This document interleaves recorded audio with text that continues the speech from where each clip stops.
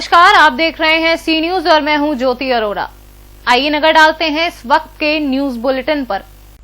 Bharatiya Janata party अल्पसंख्यक प्रकोष्ठ के राष्ट्रीय सदस्य एवं उत्तर प्रदेश वक्फ विकास निगम के डायरेक्टर गुलाम मोहम्मद का कहना है कि हिंदुस्तान में हमारा हिंदू बड़ा भाई और मुसलमान छोटा भाई है।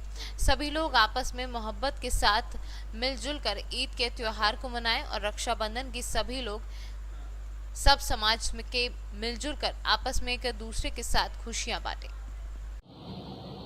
सर, ईद का त्यौहार है कल और 3 दिन के बाद रक्षाबंधन का त्यौहार भी है। आपकी तरफ से क्या संदेश है जनता के लिए, क्योंकि आप अभी मौजूदा सरकार में पदाधिकारी भी हैं? बड़ा खुशी का दिन है कि ये 2 त्यौहार एक साथ मिल पड़ रहे हैं। कल ईद उल अज़हा का त्यौहार है, सोमवार को रक्षाबंधन का त्यौहार, राखी का त्यौहार है। मैं अपने देशवासियों से, अपने शहरवासियों से, सभी मजहबों के लोगों को, सभी धर्मों के लोगों से अपील करता हूँ कि इस ईद के त्यौहार को, रक्षाबंधन के त्यौहार को मिल कर के मनाएं, जिससे भाईचारे का पैगाम, हमारे पैगाम को देख करके और भी इस पैगाम को दूसरे शहरों में और उसमें जाए और इस पैगाम से मोहब्बत के साथ त्यौहार मने, एक दूसरे को रक्षाबंधन की मुबारकबाद, एक दूसरे को ईद की मुबारकबाद दे करके इस खुशी के त्यौहार को बड़े तरीके से मनाएं। सर, ये कई तरीके की अफवाहें नज़र आ रही हैं बाज़ार के अंदर कुर्बानी को लेकर। पार्टी की तरफ से क्या प्रतिक्रिया है आपकी? पार्टी की तरफ से बढ़िया कोई प्रतिक्रिया नहीं है। पार्टी की तरफ से कोई रोक टोक नहीं है। आप मुसलमान त्यौहार मनाएं, ईद मनाएं, आराम से कुर्बानी करें, कोई दिक्कत नहीं। आगरा से सी न्यूज संवाददाता मोहसिन खान की रिपोर्ट। बहराइच में ऐसी बॉन्डी की मेन सड़क पर पानी के तेज बहाव से सड़क कट गई है। सड़क के ऊपर लगभग 3 फीट पानी का तेज बहाव होने के कारण बॉन्डी वासियों का जनजीवन अस्त व्यस्त हो गया है। बॉन्डी की मेन सड़क पर एक पुलिया बनी है जो जरोरा पुलिया के नाम से जानी जाती है। वह पुलिया भी टूटी हुई है। बॉन्डी वासियों के लिए तो सबसे बड़ी बात यह है कि भारत तो अंग्रेजों की गुलामी से आजाद हो गया, लेकिन बॉन्डी वासी आज भी अंग्रेजों की बनवाई हुई टूटी पुलिया पर अपना सफर तय करते हैं। जबकि इस पुलिया निर्माण के लिए जिले के उच्च अधिकारियों को कई बार सूचित भी किया गया, लेकिन किसी भी अधिकारी ने संज्ञान में नहीं लिया। बाढ़ के समय सारे अधिकारी दूर से औचक निरीक्षण कर रिपोर्ट लगा देते हैं कि ग्रामीणों को कोई समस्या नहीं है, जबकि बाढ़ का आंखों देखा हाल ये है कि बॉन्डी आने के लिए किसी भी सड़क पर 3 फीट से कम पानी नहीं है व पानी का तेज बहाव भी है। गांव की सारी गलियां, चौराहे पर पानी भरा है। किसी भी नाव की व्यवस्था बॉन्डी में नहीं की गई, लेकिन दिखाया जा रहा है कि बॉन्डी में जलमग्न हुए व्यक्तियों को नाव से निकालने की कोशिश की जा रही है। लेकिन यहाँ की तस्वीरें आपको सीधे बयां कर रही हैं कि एक भी नाव बॉन्डी गांव के अंदर नहीं पहुंची, न किसी अधिकारी की नजर गांव की गलियों पर पड़ी है। दीक्षित, क्या समस्या है यहाँ पे बताइए? समस्या थाना बॉन्डी, ग्राम राजा बॉन्डी, मोहल्ला पहिया बॉन्डी में चारों तरफ बॉन्डी पानी से घिर चुकी है। अचानक पानी आ जाने के कारण गांव के लोग सब परेशान हैं। हम लोगों के जानवर बांधने के लिए कहीं जगह नहीं है। घरों में पानी घुसने के लिए बिल्कुल आ चुका है। और क्या समस्याएं हैं ये बताइए? और समस्याएं, बाढ़ से बहुत बड़ी समस्याएं हम लोगों के पास हैं। फसल सारी डूब चुकी है। बाउंड्री से बाहर जाने के लिए सारे संपर्क मार्ग बंद हो चुके हैं। मार्ग के ऊपर पानी ज़्यादा हो जाने के कारण गांव के लोग परेशान हैं।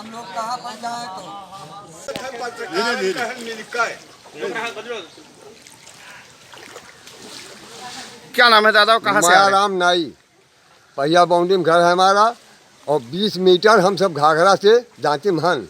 कोई साधन न कोई व्यवस्था न कोई सुनवाई। जब अधिकारी आवत हम सब प्यारा खाए कौंसल के और सब अपन अपन निकल जाते हैं बाजार देख के यहाँ।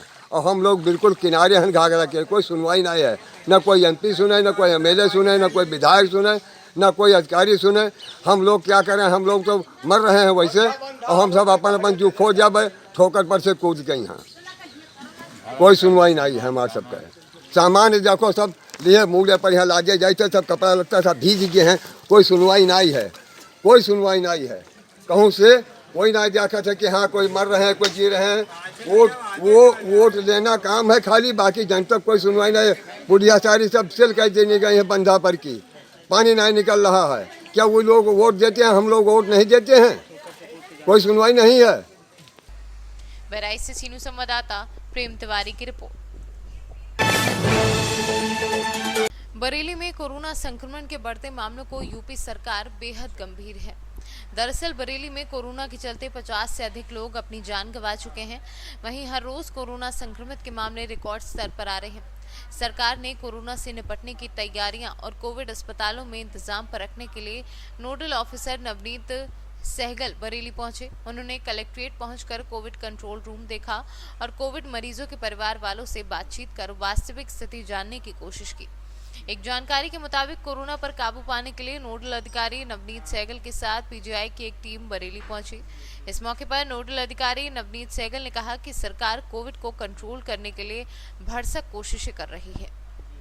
सब चीज़ सुधर रही है। अच्छा कंट्रोल रूम बनाया हुआ है, लेकिन कुछ और ऐसा है। देखिए, सरकार की ये मंशा है कि जो पेशेंट हैं उनको तुरंत आइडेंटिफाई करके तुरंत उनको अस्पताल पहुंचाया जाए और अस्पतालों में बेहतर सुविधा हो। सब हम इसकी प्रयास कर रहे हैं और इसी में ये कंट्रोल रूम जो स्थापित हुआ है, ये इसको मैं देखने के लिए आया हूं।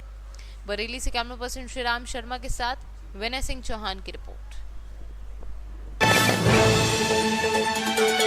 बड़ी खबर बगहा से है, जहां बितहा में पीपी तटबंध पर हो रहे कटाव का जायजा लेने पहुंचे विधायक रिंकू सिंह को ग्रामीणों के विरोध का सामना करना पड़ा। लोगों में विधायक को लेकर इतना आक्रोश था कि वे मारपीट कर भगाने की बात करने लगे। तटबंध का जायजा लेने पहुंचे विधायक पर भड़का लोगों का गुस्सा। बिताहा प्रखंड के चंदरपुर में पीपी तटबंध के 33 किलोमीटर पॉइंट पर हो रहे कटाव का जायजा लेने पहुंचे वाल्मीकि नगर विधानसभा क्षेत्र के विधायक धीरेन्द्र प्रताप सिंह और फिर रिंकू सिंह पर ग्रामीणों का आक्रोश भड़क पड़ा और ग्रामीण उनको वहां से वापस ले जाने को कहने लगे। मामला काफी गर्म हो गया, जिसके बाद मौके पर बिताहा पुलिस भी पहुंच गई। क्या नाम है भैया? मेरा नाम मोहम्मद अमीरुल हसन है, चंदरपुर शेखपट्टी। अच्छा। देखें विधायक जी आए हैं। हाँ, विधायक जी आए हैं। पब्लिक बहुत थी, 10-12 गांव की पब्लिक थी। विधायक जी आए, बांध कट रहा था और स्टाफ पूरा सिंचाई विभाग का पूरा स्टाफ भग चुका था। इस पे पब्लिक उन पे उग्र हो गई कि आप यहाँ के विधायक हैं, आप इतना दिन तक कहाँ सोए थे कि आज आ रहे हैं बांध कटाए। इसी पे वो कुछ बोले, जिसके ऊपर पब्लिक उग्र हुई और उसके बाद वो भग गए। जी। अभी क्या स्थिति है? अभी क्या स्थिति है? अभी बंधा का स्थिति खराब है। देख रहे हैं आप, शर्मदान से हम लोग पूरा 10 गांव का लोग शर्मदान से पेड़ काट के डाल के अपना काम कर रहा है। थोड़ा बहुत जो यहाँ स्टॉक बोरी है और बोल्डर उससे काम कराया जा रहा है। मटेरियल यहाँ उपलब्ध नहीं है। ठेकेदारी किसका? ठेकेदारी पहले कल तक तो यहाँ के लोकल ठेकेदार लोग थे, कौन कौन थे मालूम नहीं, लेकिन अभी कोई ठेकेदार नहीं है। अभी शर्मदान से काम हो रहा है। अभी तो शर्मदान से हो रहा है, लेकिन इसके पहले मेन को कोई ठेकेदार होगा, किसी यहाँ माध्यम से तो होता ही होगा। यहाँ तो हम यही देखे हैं कि पेटी कंट्रैक्टर लोग थे। मेन ठेकेदार कौन है मालूम नहीं, यहाँ पेटी कंट्रैक्टर लोग थे। बिहार से सीनू संवाददाता समीउल्लाह काशमी की रिपोर्ट।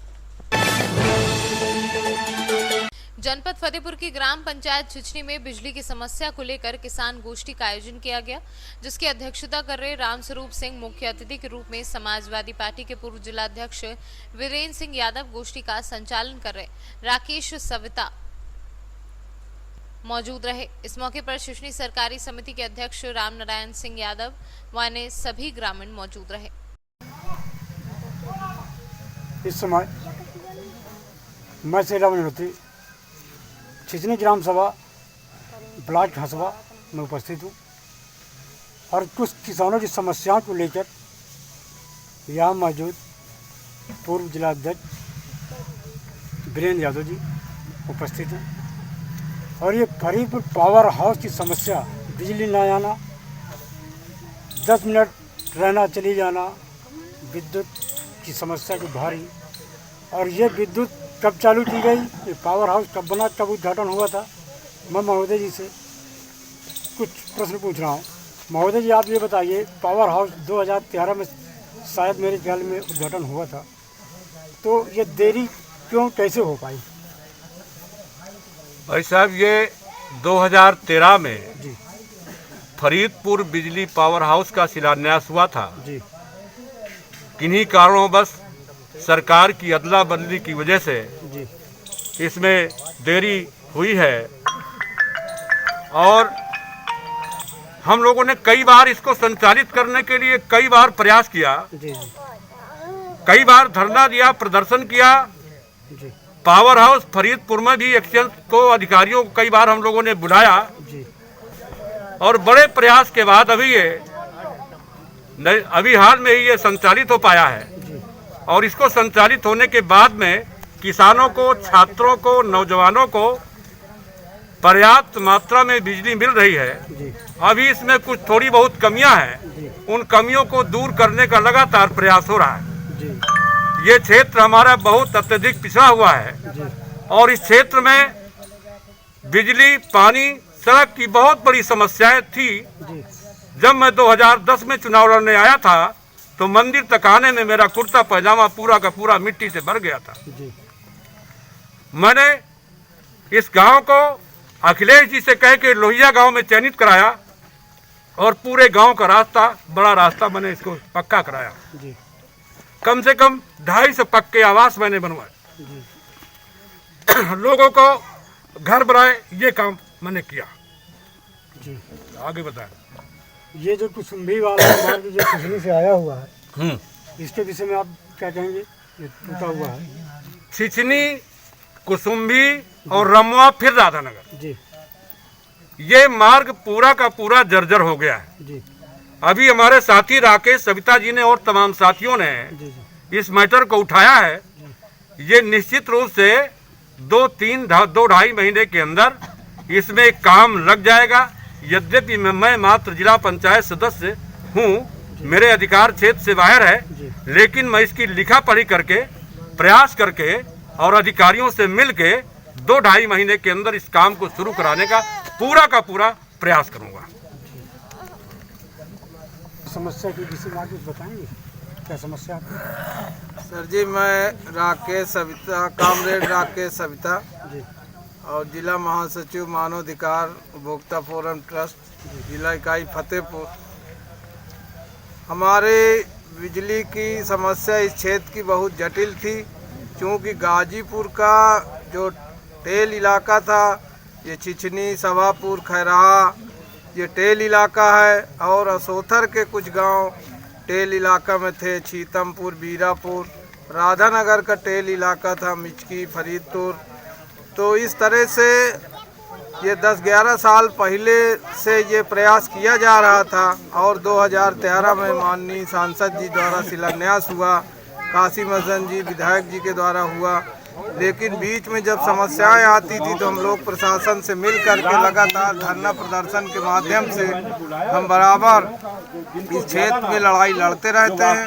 चाहे बिजली की समस्या हो, चाहे आवारा पशुओं की समस्या हो, चाहे जैसी भी समस्या हो, इस इलाके में हम समस्याओं को उठाकर प्रशासन से मिलकर काम करते रहेंगे। और भविष्य में जब से पावर हाउस बन गया है, थोड़ी बहुत फॉल्ट की समस्या है, जर्जर तारों की समस्या है, तो इसको दूर कराने के लिए हम बराबर शासन से मिल रहे हैं। और जब से पावर हाउस बन गया है तो बिजली अच्छी मिल रही है, किसान खुश हैं और हमें भी बड़ी खुशी है कि हमारे प्रयास से काम हुआ। भविष्य में भी जनता सहयोग करेगी तो हम इसी तरह के प्रोजेक्ट में काम करते रहेंगे।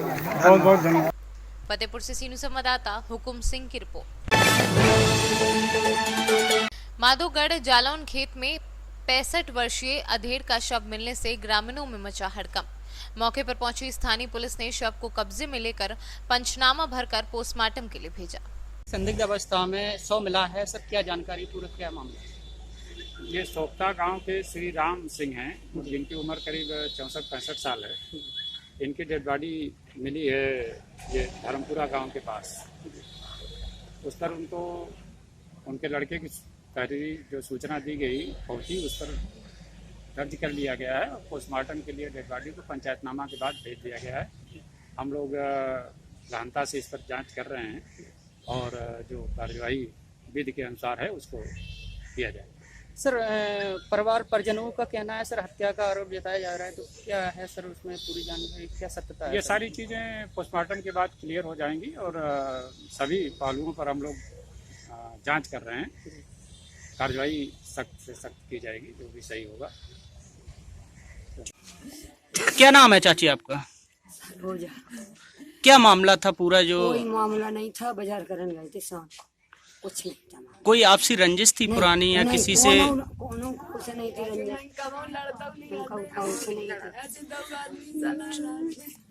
क्या नाम था उनका? श्री राम सिंह। कोई रंजिश पुरानी नहीं थी?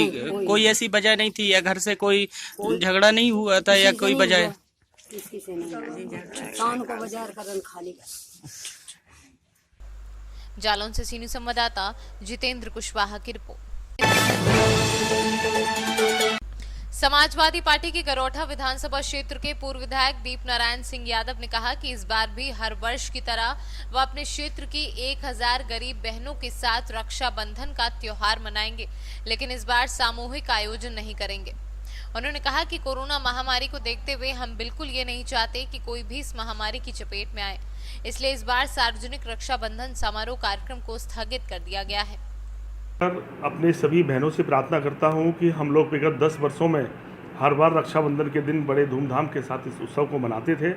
इस बार मजबूरियां भी है, महामारी भी है, इसलिए मेरी ये प्रार्थना है कि हम ये कोशिश कर रहे हैं कि हम सब लोग आप तक पहुँचें, अपने प्रतिनिधियों के माध्यम से, अपने परिवार के लोग माध्यम से। हमारी कोशिश होगी कि हम आपके गांव में पहुंचकर हमारा कोई ना कोई साथी प्रतिनिधि आपसे राखी के इस बंधन को निभाने की कोशिश करेगा। हम लोगों ने उसके बाद भी कुछ जगह निर्धारित की हैं, जैसे अपनी इस गरोठा विधानसभा क्षेत्र में मोट में, समधर में, एरच में, गुरसराय में, गरोठा में, कि वहाँ कोई ना कोई प्रतिनिधि वहाँ भी मौजूद रहेगा। लेकिन मैक्सिमम जगह, अधिकांश जगह गांव में पहुंचाने का प्रबंध किया है और मेरी कोशिश होगी हम संपर्क भी करेंगे और आप तक किसी न किसी को ज़रूर भेजने की कोशिश करेंगे। मैं फिर एक बार क्षमा प्रार्थी हूँ कि मेरी मजबूरी है कि हम लोग इस बार रक्षाबंधन के दिन इकट्ठे नहीं हो पा रहे हैं, लेकिन जब इस महामारी का प्रकोप कम होगा हम लोग निश्चित तौर पर कोई एक आयोजन करेंगे जिसमें अपनी सभी बहनों को आमंत्रित करेंगे। मैं एक बार फिर उन सभी साथियों को धन्यवाद देता हूं जो मेरे सहयोगी रहे हैं हमेशा कार्यक्रम में। मैं प्रार्थना भी करूंगा कि इसमें मेरा सहयोग करेंगे। झांसी से कैमरा पर्सन प्रभात सानी के साथ दीपक चौहान की रिपोर्ट। झांसी में 3 अगस्त को बुंदेलखंड की पवित्र माटी तथा जल से बकायदा सिद्धेश्वर मंदिर में पूजा पाठ कर उसे अयोध्या में बनने वाले भव्य श्री राम मंदिर के शिलान्यास के लिए रामनगरी अयोध्या भेजा जाएगा। ये जानकारी हिंदू जागरण मंच के विभाग महामंत्री पंडित विनोद अवस्थी, सोनू ठाकुर, मंच के विभागाध्यक्ष योग ऋषि अविनाश, विश्व हिंदू परिषद के विभाग महामंत्री पंकज गुप्ता, जिलाध्यक्ष प्रभाकर अवस्थी, जिला महामंत्री ब्रजेश तिवारी व अन्य लोगों ने पत्रकारों से बातचीत करते हुए संयुक्त रूप से दी। हिंदू जागरण मंच की तरफ से कल विश्व हिंदू परिषद की तरफ से तमाम देव स्थलों की मिट्टी और जल का अयोध्या जाना हुआ है। प्रांतीय पदाधिकारी आए थे। आज हिंदू जागरण मंच की तरफ से इसका संग्रह किया गया है सब जगह से और इसको भेजने का प्रबंध होगा। दूसरे 5 अगस्त की जो तैयारी है, 5 अगस्त के दिन घर घर आह्वान करेंगे कि घर घर दीप जले, दीपावली मने। विश्व हिंदू परिषद की तरफ से हर चौराहे पर दीप जलाए जाएंगे शाम को और ये पूरा वातावरण दीप में होगा। इस ऐतिहासिक दिन को पुनः हम विक्रमादित्य के समय से और आज तक के पुनः एक स्मृति का कारण हमारे बन रहा है, तो उसके लिए हम लोगों ने तैयारी की है और विविध संगठन जो भी विचार परिवार के हैं वो सारे लोग मिलकर के इसे सफल बनाएंगे। आज किस विषय पर प्रेस वार्ता बुलाई थी आपने?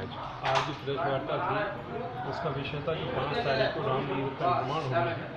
उसके उपलक्ष्य में बुंदेलखंड से अपने यहाँ से जल, मिट्टी दोनों चीज़ें वहाँ पे जो नींव भरी जाएगी उसके लिए ये हम लोगों ने प्रेस वार्ता बुलाई थी कि 3 तारीख को हम लोग झांसी में सिद्धेश्वर मंदिर पर पूजन करने के बाद में ये मिट्टी और जल दोनों चीज़ें अयोध्या के लिए हम लोग लेकर जाएंगे। तो कहाँ की मिट्टी और जल लाए आप? ये अपनी जो मिट्टी है बेतवा जी की है, जल भी बेतवा जी का, ओरछा राम राजा, क्योंकि राम राजा जो नगरी है अपनी ओरछा धाम है उसका और अयोध्या का एक विशेष जो है वो रिलेशन है। इस कारण से हम लोगों ने ओरछा की मिट्टी को भी वहाँ की नींव में डालने का निर्णय लिया। झांसी से कैमरा पर्सन प्रभात सानी के साथ राजीव सक्सेना की रिपोर्ट। सरकार चाहे लाख दावे करे, लेकिन जमीन पर उसके दावों पर कोई और नहीं बल्कि उसके अधिकारी पानी फेर रहे हैं। जबकि सरकार दावा करती है कि जले हुए विद्युत ट्रांसफार्मर को 24 घंटे के अंदर बदला जाएगा, लेकिन विद्युत विभाग के भ्रष्ट अधिकारी व कर्मचारी अपनी मनमानी से बाज नहीं आ रहे हैं। और ऐसा ही एक मामला कड़ा विकास खंड के ग्राम पंचायत अंदावा के मजरा पलटीपुर में देखने को मिला, जहां हफ्तों से जला 25 केवी का विद्युत ट्रांसफार्मर हफ्तों बीत जाने के बाद भी नहीं बदला गया, जिसकी शिकायत टोल फ्री नंबर पर कंप्लेन की गई। जेई से ट्रांसफार्मर की मांग की जाती है तो जेई कहते हैं कि मैंने कागज बनाकर भेज दिया है, जब आएगा तब लग जाएगा। इधर किसान को धान की फसल को पानी न मिलने 50 बीघे फसल बर्बादी की कगार पर खड़ी है, जिससे किसान अपने आप को ठगा महसूस कर रहे हैं। किसानों के लाख प्रयास के बावजूद भी नहीं बदला गया ट्रांसफार्मर। वहीं ट्रांसफार्मर ना बदले जाने के कारण किसानों में काफी आक्रोश व्याप्त है। क्या मामला है यहाँ का आपको? अरे मामला ये आज 2500 दिन से फूंका है ट्रांसफार्मर। कई बार शिकायत जेई से किए, विधायक जी से किए, केवल आश्वासन ही आश्वासन मिलता है और कुछ आगे होता नहीं। इसमें कई बीघे खेती फसल सब सूख रही है और इसका कोई निराकरण हो नहीं पा रहा है। कहाँ का मामला है ये पलटीपुर अंदावा का मामला है। किससे किससे आपने शिकायत किया अभी तक? अरे हम जेई साहब से कई बार कहे और अधिकारियों से भी कहे जो है, लेकिन विधायक जी से भी शिकायत किए, लेकिन इसका अभी आश्वासन के अलावा अभी कुछ हासिल नहीं हुआ। अच्छा, ये मतलब यही एक ट्रांसफार्मर जला हुआ और भी? अरे एक और जला हुआ है। अच्छा, तो गांव के अंदर वो भी जो है उससे सिंचाई होती है, तो ये सामने वाला तो लाइट का है। तो यहाँ सब लोग अंधेरे में रह रहे हैं, मिट्टी का तेल तो अब मिलता नहीं है। ये दीपक इसी लाइट के क्या मामला है? अरे मामला ये फूका हुआ है कम से कम 8 महीनों से। क्या फूका हुआ है? ट्रांसफार्मर। कहाँ का है ये? पलटीपुर अंदावा का है। अच्छा, आपका क्या नाम है? मेरा नाम चिरंजी लाल पाल है। अच्छा, कहाँ का मामला है ये पलटीपुर अंदावा का मामला है। कहाँ का आपने शिकायत किया अभी तक? यहाँ शिकायत किया था विधायक जी के पास, सिराथू अधिकारियों के पास किया था पावर हाउस में, जो कि अभी तक कोई सुनाई नहीं। कहते हैं कि लग जाएगा, आ जाएगा, दो दिन में 3 दिन में आ जाएगा, अभी आज तक आया ही नहीं। कौशाम्बी से सीनू संवाददाता राम बाबू श्रीवास की रिपोर्ट।